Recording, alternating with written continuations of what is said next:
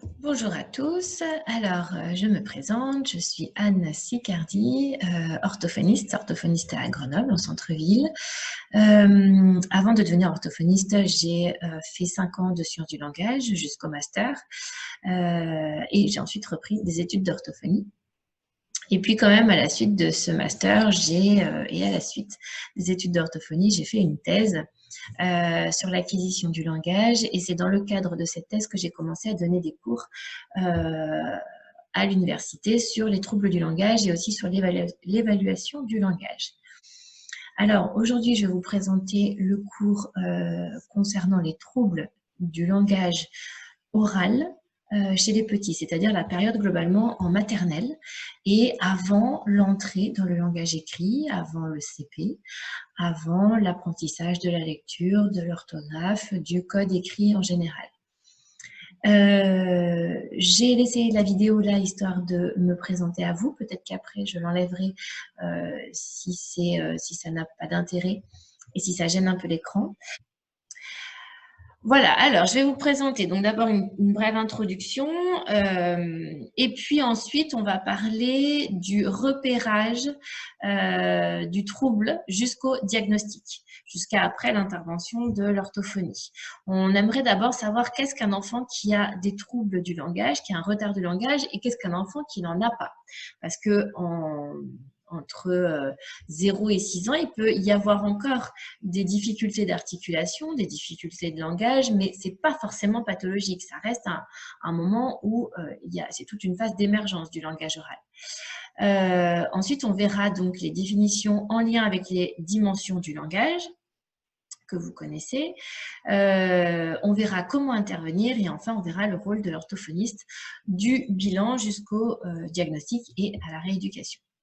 En dernier lieu, donc, si on a le temps, mais je vous montrerai ça parce qu'en général, j'aime bien pouvoir en parler. Il y a différentes méthodes, il y a différentes façons de faire. Là, je vous montrerai quelques exemples de rééducation orthophonique. Alors, le langage est le véritable témoin de la personnalité. Lorsqu'un enfant dit « je », il s'assume en tant que personne. Et lorsqu'il commence à dire « tu »,« il »,« elle », il accorde un intérêt aux autres. Ensuite, il va développer des compétences pragmatiques et une capacité à interagir. Vers 2-3 ans, par exemple, il est capable de dire « tu me donnes un bonbon ?» Et puis, il va rentrer à la maternelle. Et en petite section de maternelle, l'enfant ajuste son comportement, ajuste sa socialisation et il passe de l'environnement de famille, même si c'est la crèche, la nounou, un environnement bien connu, à l'environnement de l'école qui est un petit peu la représentation de la société.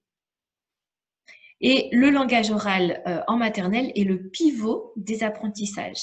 Ça fait même partie de l'objectif, des objectifs du bulletin officiel des enseignants de maternelle. Le langage, donc, d'acquérir un langage riche, organisé et compréhensible par l'autre. Donc, la maternelle a un rôle essentiel dans le repérage et la prévention des déficiences ou des troubles du langage. Alors, le langage, c'est quoi? L'un de mes professeurs, lors de mes études d'orthophonie, disait que c'était la fonction qui permet d'exprimer et de percevoir des états affectifs, des concepts, des idées au moyen de signes. Donc, ce n'est pas que la parole, c'est pas que ce qu'on dit, ou ce qu'on comprend, c'est vraiment un ensemble de choses que j'ai représenté ici en 3 modules. Il y a le langage oral, donc la communication verbale, en expression et en compréhension, toujours dans les 2 versants. Il y a le langage écrit, ça fait partie aussi du langage. Donc là, le langage écrit, ce sera la lecture pour ce qui est de la production et l'orthographe. Donc la lecture, en fait, c'est l'entrée du langage écrit, l'orthographe, c'est la sortie. Et c'est chapeauté par la communication en général, avec des regards, des mimiques, pour exprimer des sentiments, des angoisses, tout état émotionnel. C'est vraiment tout ça. On pourrait dire certaines choses avec un certain visage et dire la même chose avec un autre visage, ça ne va pas du tout être le même message qui va passer. Alors, pourquoi est-ce si important détecter les difficultés de langage en maternelle parce que la maîtrise du langage est un élément fondamental de la personnalité de l'enfant. C'est ce qui va aussi conditionner sa réussite scolaire, son intégration sociale et à terme, sa future insertion professionnelle. Donc la maîtrise du langage au tout départ, aussi parce que c'est là qu'on peut avoir le plus de leviers possible et de champs d'action possible, il est très important de les repérer pour pouvoir les aider. C'est pas si rare que ça, puisque c'est 4 à 5% des enfants qui ont des troubles du langage, c'est-à-dire au moins un enfant par classe, souvent davantage. C'est un problème de santé publique. C'est pour ça qu'il est très important de mettre en place un bon dépistage pour aboutir à un diagnostic juste et mettre en place alors après un projet thérapeutique le plus précocement possible. Alors, qu'est-ce qu'un enfant qui a un retard ou un trouble du langage? J'ai fait 3 tableaux représentés par les 3 âges classiques, c'est-à-dire 3 ans en petite section, 4 ans en moyenne section, 5 ans en grande section, globalement, parce que suivant la date de naissance de l'enfant, c'est à peu près ça. Mais du coup, c'est un peu au niveau des 3 classes, en tout cas, de maternelle. Alors, d'abord, un enfant à 3 ans, en petite section, il doit pouvoir comprendre le langage au quotidien. Il doit s'exprimer avec je. Quand il parle de lui, il utilise des verbes, des adjectifs. La voiture roule ou la voiture bleue, la voiture rouge. Il emploie des phrases sujet, verbe, complément, mais il peut encore avoir des déformations articulatoires. C'est normal. L'appareil phonateur n'est pas complètement mature pour pouvoir exprimer tous les sons. Les che, je, re, le, ye, ça dépend des enfants. Il y a quelques phonèmes qui sont encore compliqués, ou les tre, cre, gre. Donc, c'est normal. Si à 3 ans, il ne sait pas forcément encore tous les faire. Par contre, on sera un petit peu plus vigilant si l'enfant continue d'être très dans son monde, très rêveur, et qu'il fonctionne souvent par imitation.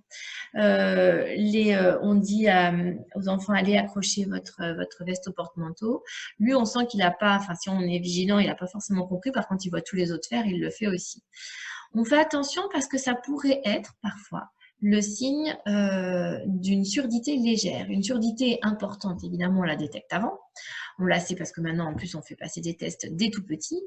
Mais la surdité légère, elle est plus pernicieuse parce que ça peut être le cas de différents épisodes d'otite, pas forcément douloureuses. L'enfant ne s'en est pas plaint. S'il n'y a pas un médecin qui vient regarder régulièrement dans le tympan, on ne le sait pas. Et puis, en fait, il y a de l'eau qui s'est cumulée derrière le tympan et qui fait que les fréquences aiguës ne sont pas bien entendues. Et l'enfant a mal acquis le langage lié à cette surdité légère. On fait attention si l'enfant ne comprend pas les phrases courtes ou hors contexte.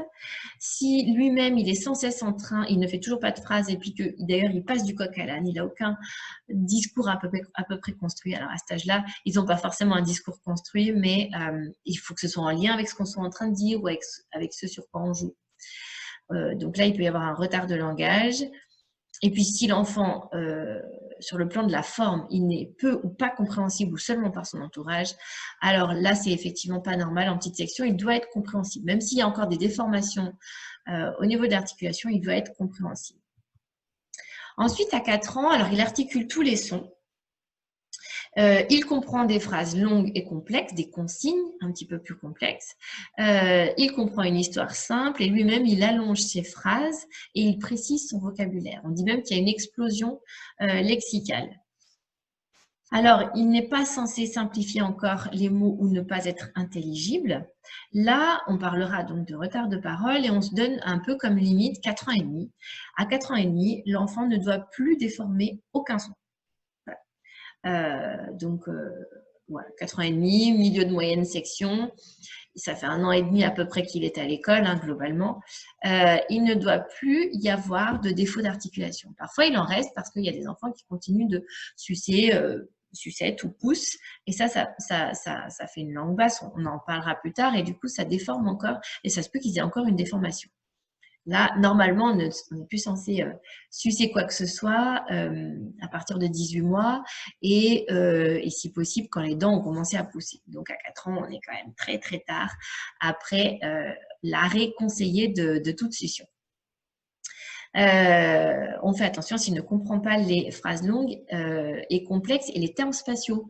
Dessus, dessous, derrière, à côté d'eux, entre la plante et la fenêtre, entre les deux chaises, ce genre de choses. Et puis, s'il ne comprend pas ou s'il garde un vocabulaire très simple, s'il fait des phrases encore très courtes, moi manger, maman dodo, voilà, des choses très très courtes sans réellement faire de phrases. Là, on pensera donc à un retard de langage. On est plus, le retard de parole, c'est sur l'articulation. Le retard de langage, c'est plus sur la syntaxe, le vocabulaire, des choses, des dimensions de langage un petit peu plus hautes. Et puis, on fera attention, quand il y a explosion lexicale, il y a aussi parfois l'émergence du bégaiement avec plein de mots, effectivement, que l'enfant a envie de dire en tête, puis il se met alors à bloquer sur certains sons, à bloquer au début de certains mots, et donc parfois, le bégaiement arrive à ce moment-là. C'est souvent le lot d'enfants très intelligents et qui ont beaucoup de vocabulaire. À 5 ans, donc là, il ne doit plus y avoir aucun problème au niveau du langage. L'enfant doit parler sans déformer les mots, faire des phrases longues, grammaticales. Alors, effectivement, il peut encore faire des fois quelques erreurs au niveau de la conjugaison du verbe, mais il ne devrait plus en faire beaucoup, de moins en moins. En tout cas, il peut décliner des verbes. Il peut employer hier, tout à l'heure, j'ai mangé et pas tout à l'heure, je mange. Il comprend les récits complexes, il peut en raconter, lui-même il peut raconter des choses et il est prêt à la fin de la grande section, il doit être prêt pour apprendre à lire et à écrire. Donc effectivement à ce moment-là il ne doit plus déformer les mots, il doit organiser normalement son langage et il doit être suffisamment clair, sinon on suspectera donc toujours moi c'est quand je dis surdité, c'est la première chose que je demande souvent aux parents, c'est est-ce qu'il a fait un test chez un ORL, est-ce qu'il entend bien? Et quand on dit il entend bien, c'est pas est-ce qu'il met la télé fort ou pas, c'est est-ce qu'il entend les fréquences aiguës. Il n'y a qu'un ORL en faisant un audiogramme qui peut tester ça. C'est-à-dire, les fréquences aiguës, c'est l'articulation du langage, c'est vraiment la précision de la parole.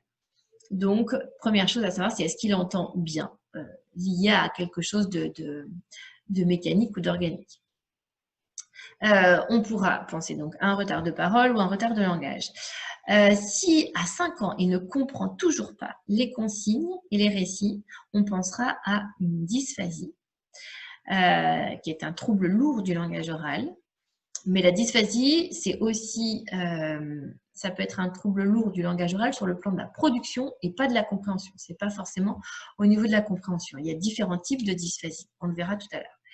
Et enfin, on sera effectivement très vigilant s'il ne perçoit pas la forme sonore des mots, la conscience phonologique, les syllabes, les rimes, parce que là, ça risque d'avoir des conséquences sur l'apprentissage du langage écrit. Enfin, à n'importe quel âge, un enfant n'est pas censé avoir une voix rauque, une voix nasillarde, une voix cassée. C'est parfois des enfants qui sont très nerveux, qui ont l'habitude de crier, qui cherchent leur place, qui ne savent pas utiliser leur voix autrement.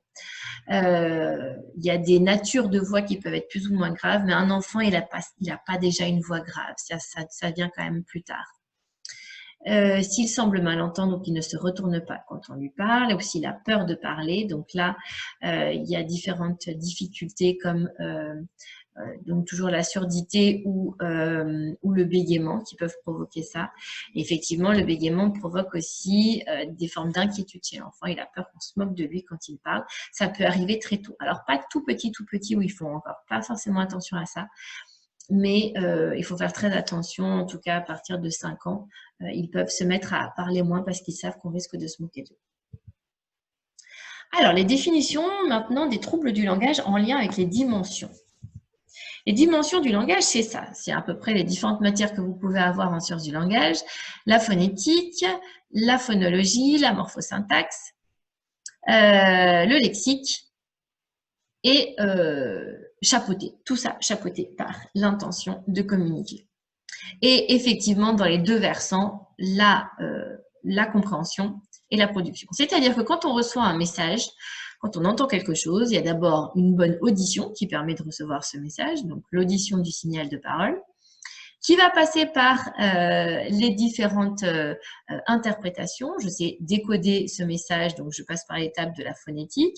Je sais ce que ça peut vouloir, la forme du mot que ça aura, donc au niveau de la phonologie. Je sais mettre en lien avec, activer ça au niveau de mon lexique ou de la morphosyntaxe si c'est une phrase. Et j'ai compris qu'on cherchait à me dire quelque chose. Et ensuite, moi, si je veux parler, je pars de mon intention de communiquer, je vais sélectionner mes mots et je vais les mettre en forme grâce à la phonologie et à la phonétique, et je pourrai produire ces mots. Les différents troubles du langage sont à mettre en lien avec tout ça. Alors, là, le premier, c'est le trouble de l'articulation. C'était la 4e vidéo au tout début de ce cours que je vous ai montré. C'est une erreur constante dans l'exécution d'un son. Donc, il existe 3 types possibles, c'est-à-dire que c'est un trouble du langage. Si un enfant ne sait pas dire « che », il ne saura le dire dans aucun des mots. S'il ne sait pas dire « re », il le dira nulle part. C'est la différence avec le trouble de la parole qu'on verra après. Il existe la distorsion, l'articulation approximative. Alors, par exemple, au niveau, il va y avoir des stigmatismes, c'est quand la langue vient se mettre trop contre les dents, voire même entre les dents, ou le chuintement, c'est quand l'air passe sur les côtés au lieu de passer au milieu. Ensuite, il y a l'absence, donc ça c'est quand il y a un son qui n'est pas possible à faire, donc il est juste absent. Chapeau, ça devient apo, cacao, ça devient ao. La substitution, c'est on échange avec un autre son qu'on sait faire. Le chat, ça devient ta, chou, ça devient sou, ça dépend du mot, et joue, ça devient zou. Les causes, ça peut être un déficit auditif, comme je disais, donc c'est un enfant qui n'entend pas très bien, qui n'a pas besoin de mettre la télé fort, mais qui juste au niveau des précisions du langage et de la parole, qui n'entend pas bien. Donc une surdité légère et puis sans doute temporaire, c'est possible. Parfois tout va bien à ce niveau-là et c'est donc un problème au niveau de la motricité et d'une mauvaise position des articulateurs, de la langue, du voile du palais, de l'air qui ne passe pas au bon endroit par rapport à la langue. Donc, le diagnostic se fait à la fois en perception, en production. Est-ce qu'il comprend bien? Par exemple, je vais faire répéter des mots comme chou, sou. Et je veux voir s'il entend bien la différence entre 2 sons proches comme ça. Et au niveau de la production. Donc là, ce sera au niveau de la phonétique qu'il y a un problème. Ensuite, le trouble de la parole, c'est une altération de son ou de groupe de sons dans les productions de l'enfant à partir de 4 ans, alors que son système phonologique est acquis, ou du rythme de la parole. Donc ça, le rythme de la parole, c'est pour le bégaiement. Là, c'est une erreur inconstante, c'est-à-dire que c'est un enfant qui va parfois dire « re » quand il faut dire ventre, mais qui ne peut pas dire « re » dans « train ». Il va dire « teint » ou « crin » ou il ne va pas dire le « re ». Donc, c'est une erreur en fonction de la position du son dans un mot ou en fonction des mots. Il ne va pas savoir le faire. Typiquement, c'est des enfants des fois où le « che » de chat, pour l'animal, ils vont dire « ça ». Mais le che dans poche, ils arrivent à le dire.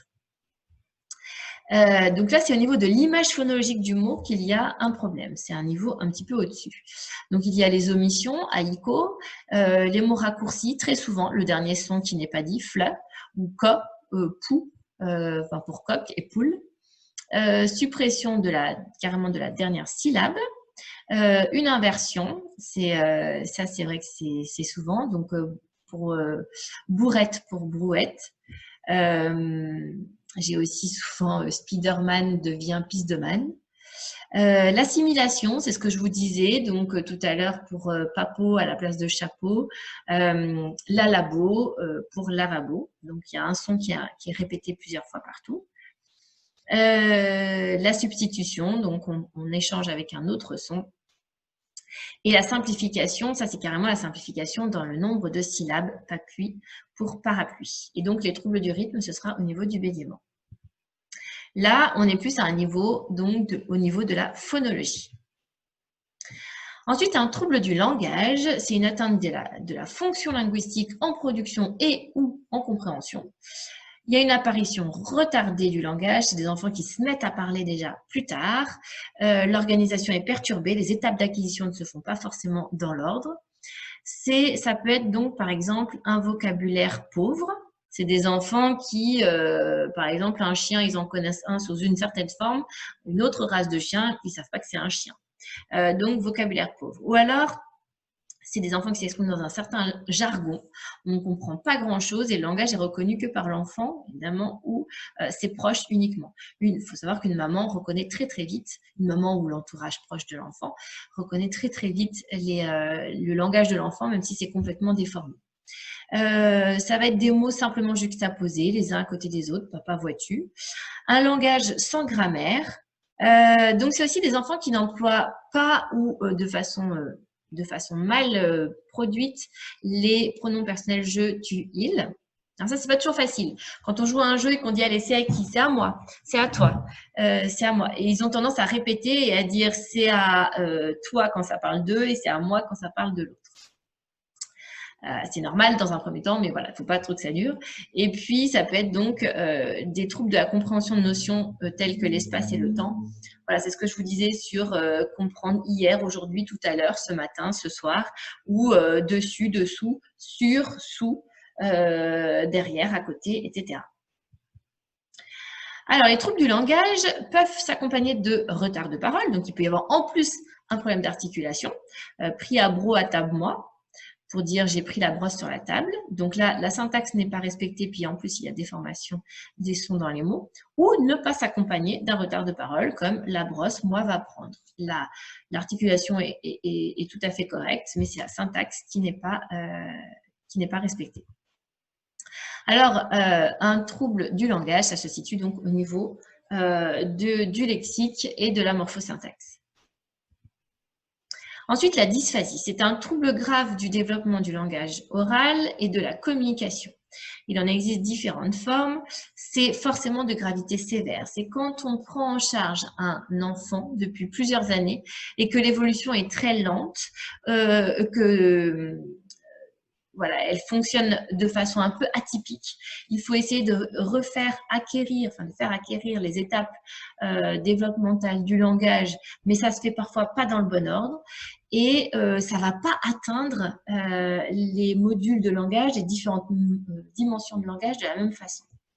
Souvent, il va y avoir des troubles associés, une motricité fine qui n'est pas bonne, un enfant qui a du mal à boutonner les boutons de sa chemise ou à lasser ses chaussures, une mémoire à court terme très faible, on va apprendre des mots, puis si on veut les répéter, la répétition n'est pas forcément possible. Il peut y avoir un impact sur le comportement et une certaine instabilité motrice et psychique parce que, comme on disait tout à l'heure, le langage est un témoin aussi du développement et de l'épanouissement de la personnalité de l'enfant. Donc, c'est pas facile dans nos sociétés de ne pas avoir le langage oral.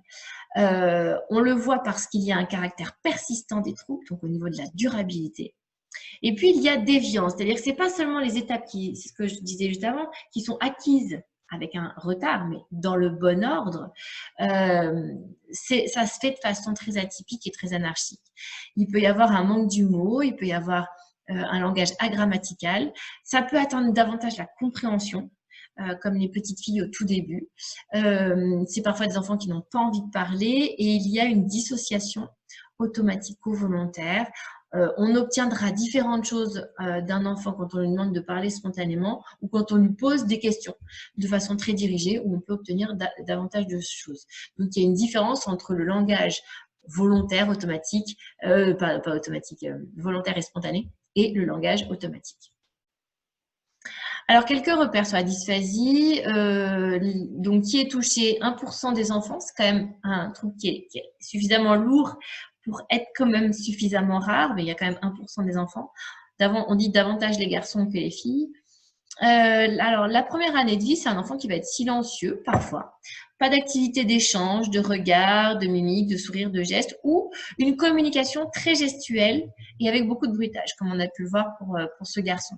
Et c'était un enfant qui avait et qui a encore très envie de communiquer, mais par contre, il fallait qu'il passe par le corps, par les bruitages. D'ailleurs, c'est sur ce type d'enfant, il faut leur faire pas seulement de l'orthophonie, mais de la psychomote aussi. Il faut qu'ils puissent arriver à s'exprimer avec le corps autrement parce que ça leur fait beaucoup de bien. À 18 mois, c'est des enfants qui ont peu de mots avec signification, comme papa, maman, boire, donne. À 2 ans, il n'y a toujours pas de phrase significative, donc ils vont dire par exemple Toto, maman pour aller en voiture. À 3 ans, le discours reste inintelligible, que ce soit au niveau de la phonologie ou de la syntaxe. Et par la suite, c'est parfois des enfants qui peuvent être, qui ont une forme d'hypospontanéité verbale. Encore une fois, ça dépend du type de dysphasie. Et puis qui ne posent pas beaucoup de questions, qui n'utilisent pas le langage pour communiquer. Et s'il ne comprend pas ce qu'on lui dit, sauf si c'est accompagné de gestes. Avec les dysphasiques, on passe souvent par des images, en fait. Beaucoup d'images, des pictos au tout début pour que ce soit très symbolisé au niveau des concepts du langage. Donc souvent, ils gardent une fragilité au niveau du langage oral. Et là, c'est un peu tous les niveaux qui sont atteints. Voilà. Alors, les causes de retard ou troubles du langage en général. En dehors de tout problème de développement physique ou physiologique. Une des premières causes, ça peut être pas de crèche ou pas de nounou. Alors, quand je reçois un enfant, je me rends compte que, enfin, très souvent, je dis quel a été le mode de garde de 0 à 3 ans, donc avant l'entrée à l'école. Et il y a même quelqu'un qui avait fait une thèse sur la meilleure émergence du langage suivant le mode de garde, donc les trois, la crèche, ou alors la nounou, ou alors la maman. La maman, parce que c'est souvent, par exemple, la maman qui s'arrête de travailler pour s'occuper des enfants au début, ou qui n'a pas de travail, du coup, ça ne justifie pas que l'enfant aille en crèche ou en nounou. Et je dis la maman, mais ça peut être les grands-parents ou un entourage très proche. La moins bonne façon de faire émerger le langage, c'est la maman, finalement. Alors, c'est pas systématique, mais on peut se rendre compte de ça parce que l'enfant est tellement vite compris par ses parents, par son entourage proche, qu'il a moins d'efforts à fournir pour se faire comprendre par les autres. Et le pire, c'est les autres enfants de son âge. La nounou peut être un bon moyen de faire émerger le langage si c'est une très bonne nounou. Et la crèche, c'est assez intraitable. Les enfants, entre eux, ils veulent se faire comprendre. Il y a différents adultes qui gravitent autour des enfants. Donc là, il faut vraiment fournir beaucoup plus d'efforts pour se faire comprendre. Et moi, quand je pose la question quel a été le mode de garde, je ne vois quasi jamais d'enfants de crèche qui ont été gardés à la crèche. La plupart du temps, c'est que l'enfant est resté avec sa maman, mais c'est pas contre la maman. Je sais de quoi je parle, on fait ce qu'on peut, mais c'est pas la meilleure façon parce que l'enfant est trop bien compris par son entourage. Et puis, ça peut être une nounou si l'enfant a été gardé avec d'autres enfants plus petits. Du coup, il y a moins le besoin d'avoir une bonne expression du langage. Ensuite, ça peut être tout simplement quand un enfant est dans une famille où il y a une stimulation peu importante, où le modèle n'est pas forcément bon. Le bilinguisme peut expliquer, c'est pas obligatoire, hein, le bilinguisme peut expliquer un retard de langage. Ça ne veut pas dire qu'il faut l'arrêter. Le bilinguisme, c'est une très belle chose, c'est une très bonne chose, mais l'enfant doit acquérir 2 répertoires lexicaux, 2 répertoires morphosyntaxiques, phonologiques. Il a quand même le double de choses à apprendre et donc parfois, il y a une sorte d'explosion vers 5 ans, vers 6 ans, mais avant, on est dans une forme de retard de langage. La principale des choses à garder s'il y a bilinguisme entre les 2 parents, c'est que chaque parent parle sa propre langue maternelle tout le temps. On dit un parent, une langue. Pardon pour la sonnette.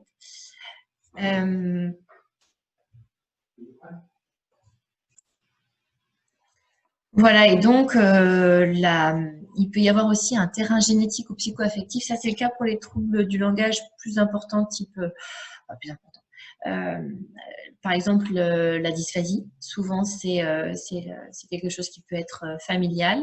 Pas forcément, mais ça arrive. Et le bégaiement, par exemple, c'est quelque chose qui est très génétique, je ne sais pas, mais héréditaire en tout cas.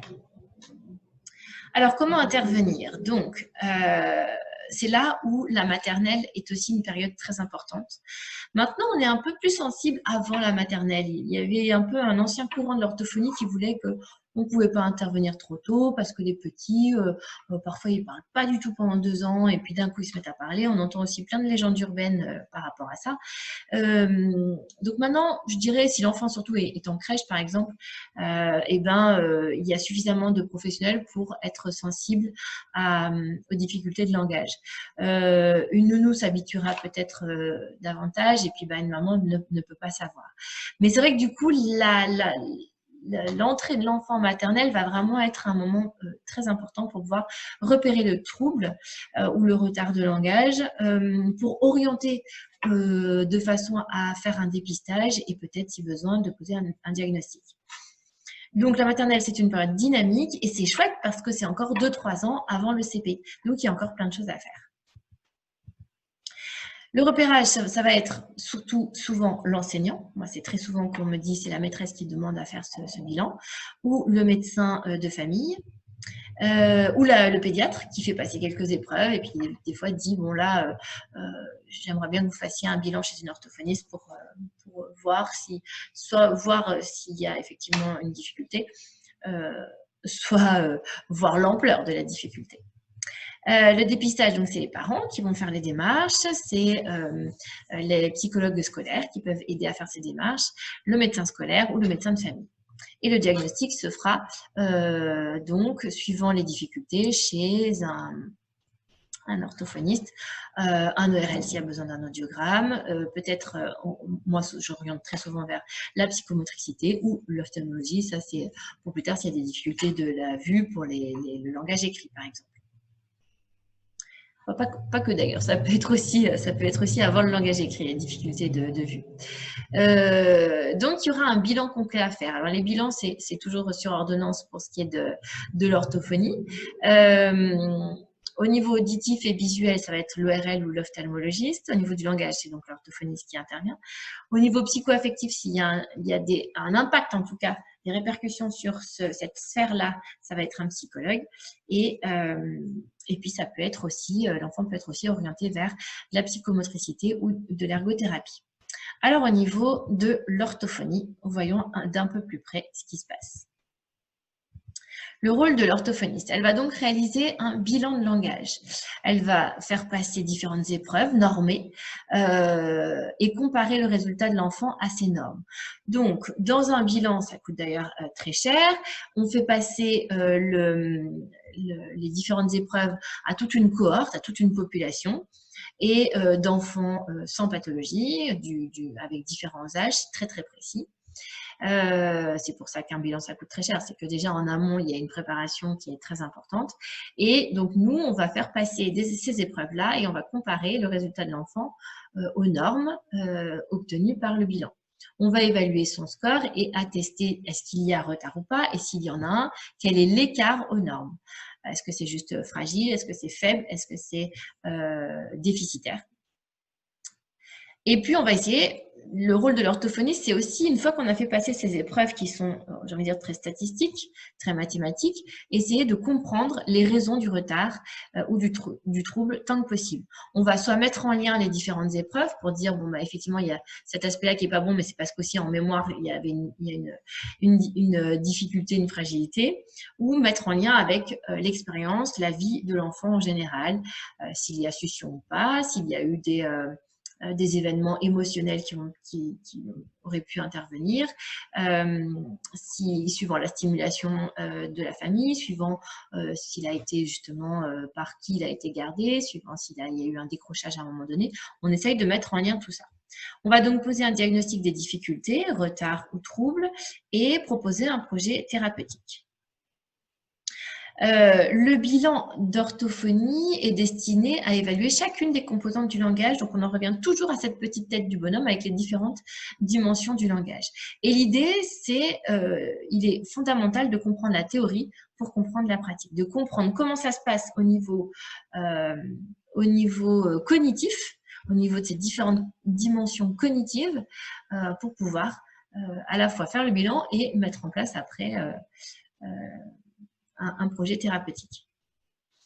Alors, je vais vous montrer comme exemple un test qui est assez classique, qui se fait passer un petit peu moins maintenant, mais qui a un côté très scolaire puisqu'il évalue le lexique, la morphosyntaxe et la phonologie. Donc vraiment les différentes dimensions du langage en production et en réception, toujours dans les deux versants.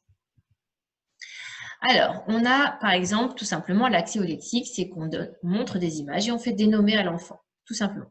On le fait d'ailleurs toujours passer avant d'évaluer le vocabulaire en compréhension où il a différentes planches d'images et il doit, c'est moi qui dis le mot, c'est l'orthophoniste qui dit le mot et il doit aller désigner l'image. On essaye de voir s'il a du vocabulaire, donc d'abord on lui fait dénommer ces différentes images, chat, ciseaux, glace. Ça ensuite, on évaluera la richesse du lexique. Ça se peut que l'enfant, il n'ait pas le mot qui lui vienne parce qu'il c'est pas assez précis dans sa tête. Donc, si je lui montre une chaise ou je lui montre un tabouret, il va me dire chaise, ou il va rien dire. Par contre, si parmi différentes images, je lui dis montre-moi le banc, il saura très bien lequel c'est. Donc là, on évaluera la richesse du vocabulaire qu'on différencie de l'accès au vocabulaire. Là, on évalue la morphosyntaxe. Voilà, pour la répétition de... on essaye de voir si l'enfant restitue plutôt le sens ou plutôt les sons. Voilà. Et puis, et ben voilà. Du coup, on évalue aussi de ce fait la phonétique et l'articulation. Là, en fait, la phonétique ou l'articulation peut s'évaluer à travers les autres épreuves. Alors, l'orthophonie, finalement, c'est pas que les problèmes de langage oral ou d'articulation, ou de langage écrit. Ça va aussi s'occuper de tous les problèmes de voix. Donc ça, c'est typique, par exemple, des chanteurs, des gens qui font du théâtre, des enseignants qui sont souvent amenés à devoir parler à toute une assemblée plus ou moins importante. Et aussi le problème des profs de sport, parce qu'ils doivent plutôt parler à travers un gymnase, par exemple. C'est les problèmes de développement. Donc là, c'est une photo de Rainman, c'est-à-dire avec une déficience, que ce soit intellectuelle ou motrice. Donc des problèmes acquis dès la naissance. Pas acquis, qui sont présents dès la naissance. Ça peut être aussi l'aphasie, donc ça, c'est tous les troubles du langage liés à un accident neurologique. Et puis, ça peut être aussi tout ce qui est surdité. Alors, finalement, l'orthophonie, maintenant, regroupe encore davantage de choses. Il existe vraiment de nombreux domaines maintenant dans lesquels on sait que l'orthophonie va avoir des répercussions positives, une rééducation orthophonique. Là, je vous ai dit un peu les grands ensembles pour sortir un petit peu de seulement des problèmes d'articulation, de langage oral.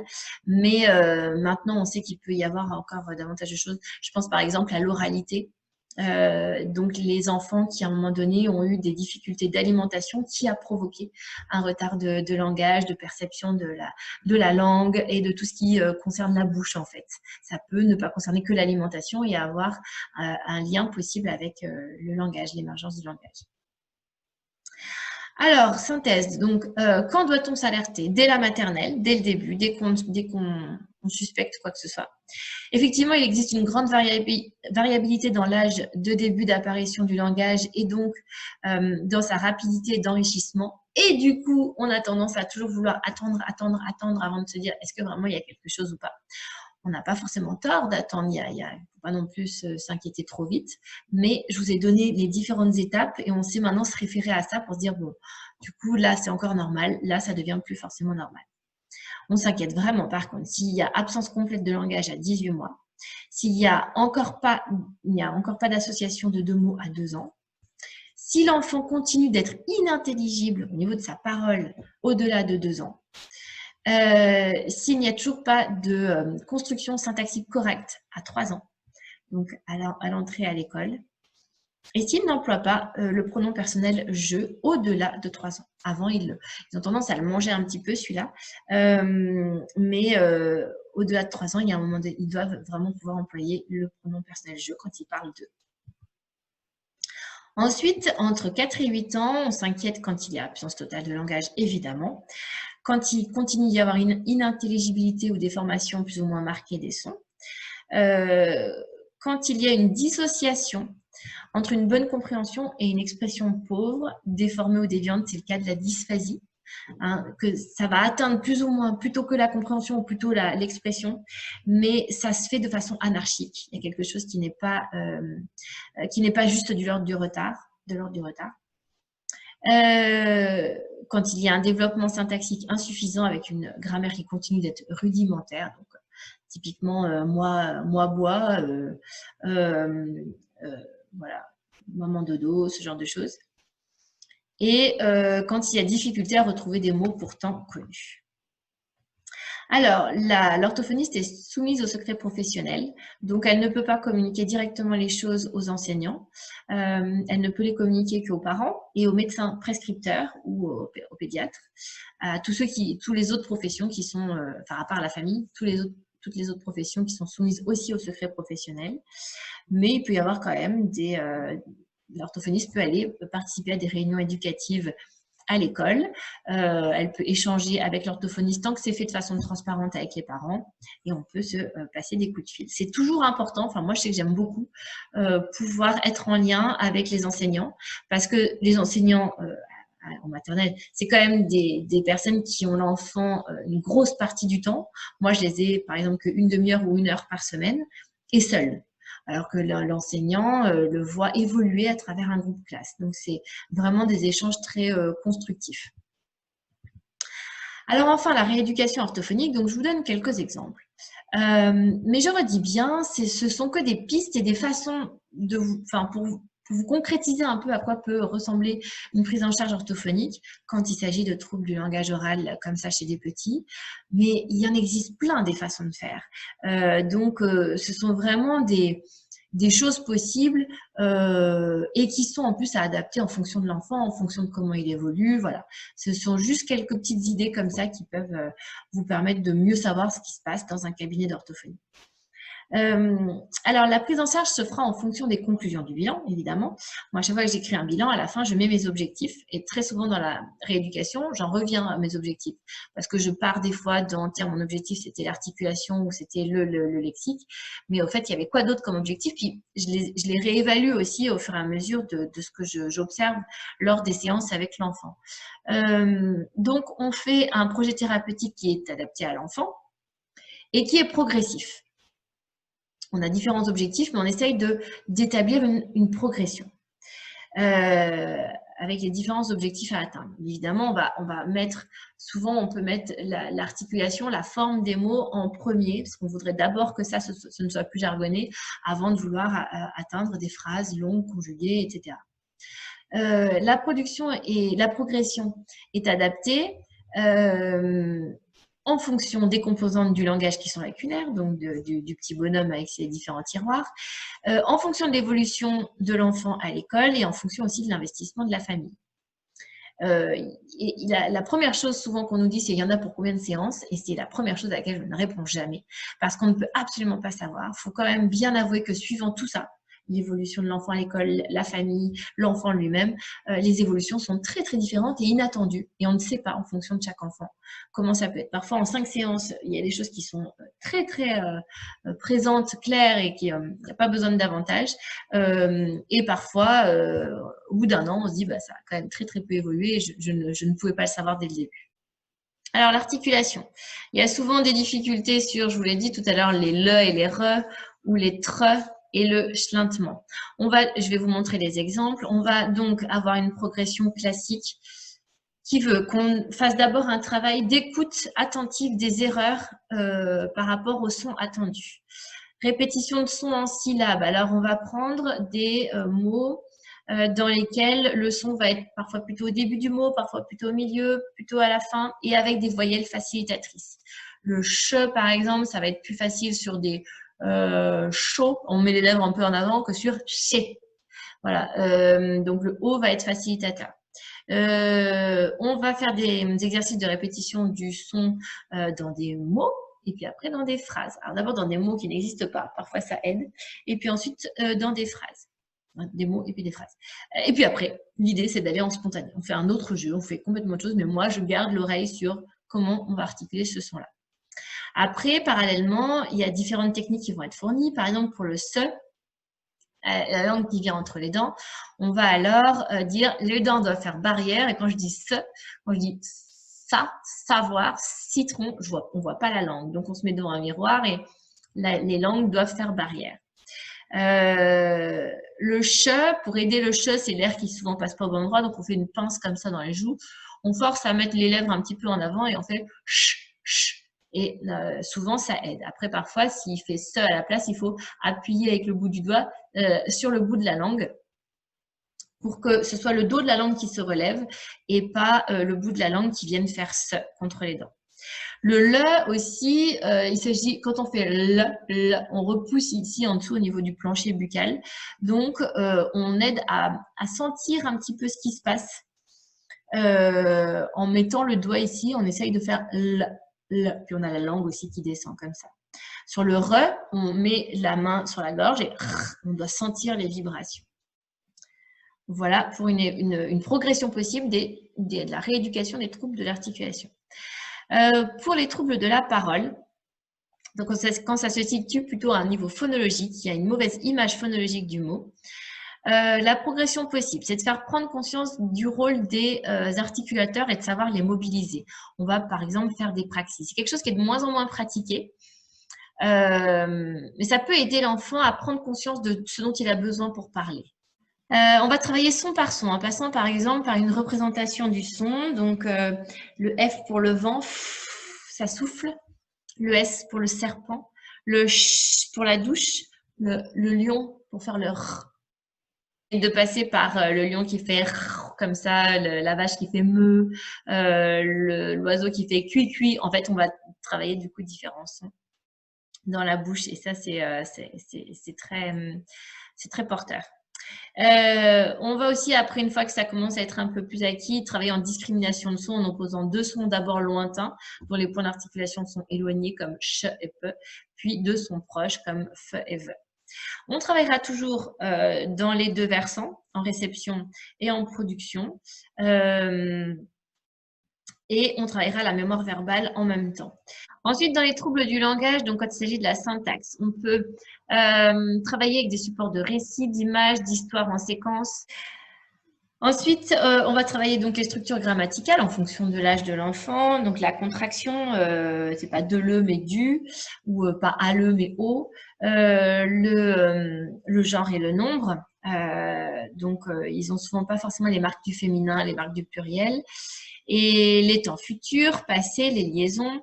On va trouver des jeux qui mettent en scène l'enfant avec sa propre photo sur des actions simples. Voilà, on va travailler trouver des jeux qui mettent en scène un autre objet, placer une poupée à différents endroits du cabinet.